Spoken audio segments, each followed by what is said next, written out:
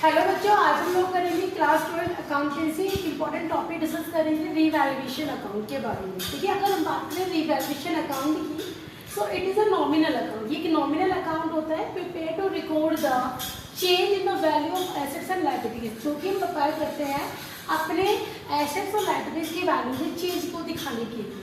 ये कब दिखाते हैं बेटा? When a partnership firm reconstitute, जब एक पार्टनरशिप फर्म को रिकॉन्स्टिट्यूट करते हैं तो उस टाइम पर जो एसेट्स और लायबिलिटीज है बिजनेस के में जो चेंजेस आए हैं उन चेंजेस को शो करने के लिए रीवैल्यूएशन अकाउंट जो है प्रिपेयर किया जाता है। It helps calculate the net gain or loss resulting from the revaluation of assets and liabilities. Actually में ये जो अकाउंट होता है बेटा, ये हेल्प करता है हम नेट गेन या लॉस को कैलकुलेट करने में। जब हमारे एसेट्स के और लायबिलिटीज के वैल्यू में चेंजेस आए हैं तो उनसे क्या लॉस या गेन हुआ उसको ये रिफ्लेक्ट करता है।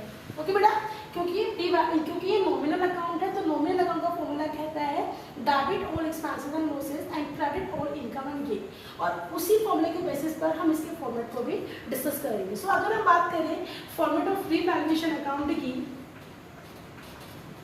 तो इसका फॉर्मेट होगा बेटा डेबिट साइड में टू डिक्रीज इन एसेट। अगर हमारी एसेट्स की डिक्रीज हो रही है तो उन्हें डेबिट में शो करेंगे because of nominal account, according to nominal account debit all expenses and losses.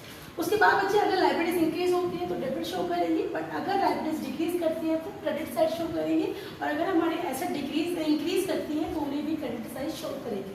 इसके अलावा बच्चे अगर बिजनेस के अंदर अनरिकॉर्डेड लायबिलिटीज फाइंड की जाती है तो उन्हें हम डेबिट साइड रिकॉर्ड करते हैं, और लेकिन अगर अनरिकॉर्डेड एसेट्स हमारे फाइंड होती है तो उन्हें हम क्रेडिट साइड में रिकॉर्ड करें।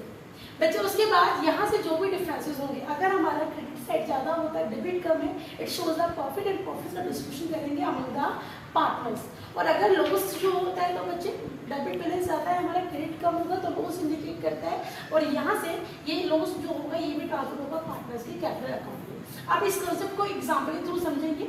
If a piece of land is revalued from 1 lakh to 1,50,000, एक पीस ऑफ लैंड थी जिसकी वैल्यू रीवैल्यूड हुई, पहले वो 1 लाख की थी, अभी वो 1,50,000 का। इट मीन्स यहाँ पर लैंड एक हमारी एसेट होगी, फिक्स एसेट्स है, और उनकी जो वैल्यू है वो इंक्रीज इंडिकेट कर रही है।